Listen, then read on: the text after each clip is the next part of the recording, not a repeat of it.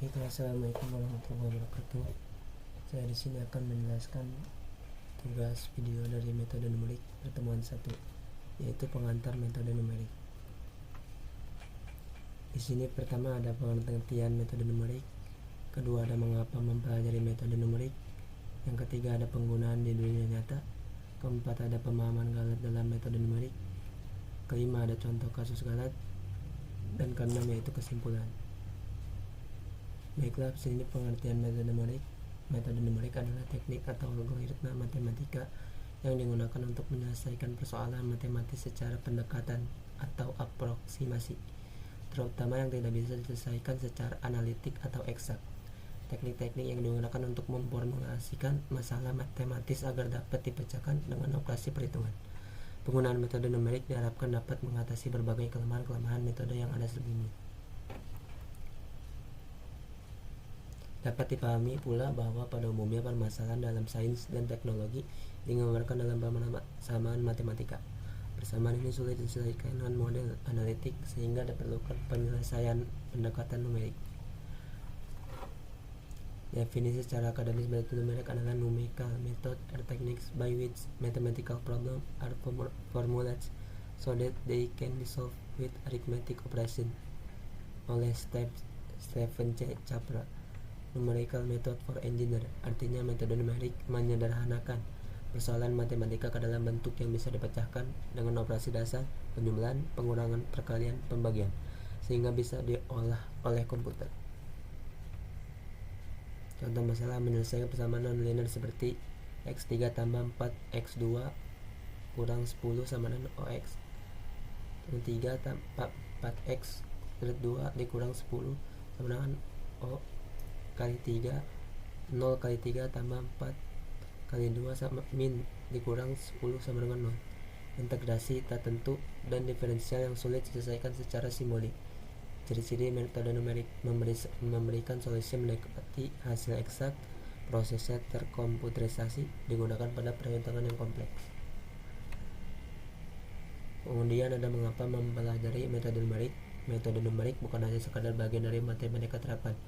Ia adalah alat penting yang digunakan dalam pemecahan masalah-masalah nyata di hampir bidang teknik dan sains. Berikut ini adalah penjabaran lebih lengkap dari alasan-alasan utama mempelajarinya.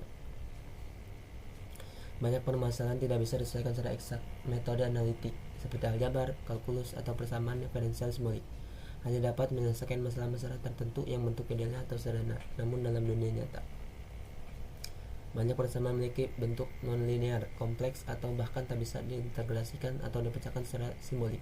Sebagai contoh, integral berikut tidak memiliki eksak. Solusi harus cari secara numerik, misalkan menggunakan metode trapezoid atau Simpson.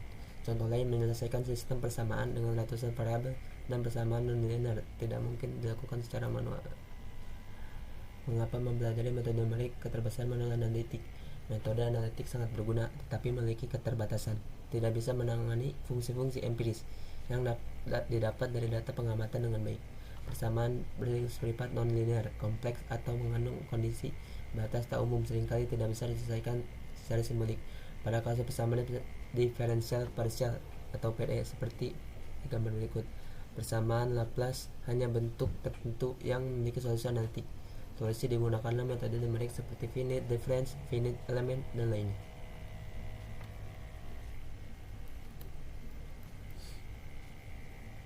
Dalam era digital dan industri 4.0, hampir semua bidang menghasilkan data dalam jumlah sangat besar dan kompleks. Contoh dalam pengolahan citra medis, MRI, CT scan, data gambar diubah menjadi representasi numerik untuk berbasis lebih lanjut. Di bidang keuangan, simulasi Monte Carlo dan model stokastik digunakan untuk meramalkan pergerakan pasar. Dalam data science dan machine learning, metode numerik digunakan untuk optimal fungsi biaya, training model, dan evaluasi performa.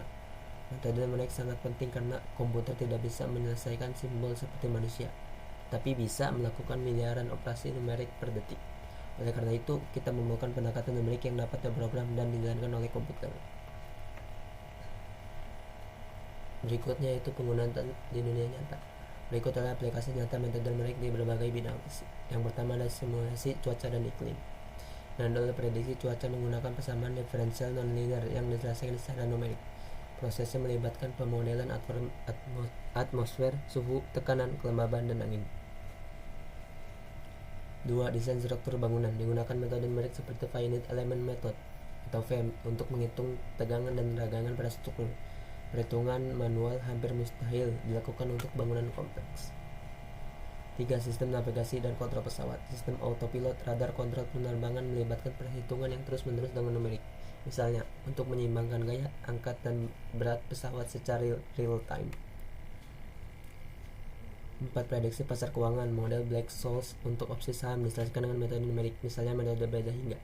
Simulasi keuangan menggunakan metode Monte Carlo, regresi, optimasi numerik, dan lainnya. Pemodelan biologis dan medis. Dalam studi penyebaran penyakit atau pertumbuhan sel kanker digunakan model OD-PDE yang diselesaikan dengan metode Runge-Kutta atau metode numerik lainnya. Apa itu galat? Berikutnya ada pemahaman galat dalam metode numerik. Dalam metode numerik, galat adalah selisih antara nilai eksak tepat dengan nilai aproksimasi pendekatan yang dihasilkan oleh metode numerik. Karena metode numerik menggunakan pendekatan, maka galat hampir selalu ada dan tidak bisa dihindari, tetapi bisa diminimalkan. Jenis-jenis galat. Yang pertama ada galat absolut. Galat absolut adalah selisih nilai eksak yang sebenarnya atau ideal dengan nilai pendekatan hasil metode rumus berikut, yaitu contoh, jika nilai eksak 2.71828 nilai E dan hasil pendekatan 2,71, maka galat absolut yaitu 2.71828 dikurang 2.71 dan hasilnya 0,00828. Catatan, galat absolut memberi informasi seberapa jauh nilai pendekatan dari nilai sebenarnya dalam satuan yang sama. Galat relatif. Galat relatif adalah perbandingan antara galat absolut dan nilai eksak. Ini lebih informatif karena menunjukkan proporsi kesalahan terhadap nilai sebenarnya. Rumus berikutnya. Galat relatif digunakan untuk membandingkan kesalahan di antara dua dukun atau skala yang berbeda. Misalnya kesalahan 1 cm bisa besar jika mengukur kertas, tapi kecil jika mengukur bangunan. Galat trunkasi. Galat trunkasi terjadi ketika memotong garet tangga atau pendekatan matematis menjadi bentuk terbatas. Ini umum terjadi saat menggunakan garet Taylor, metode integrasi, dan metode numerik lain.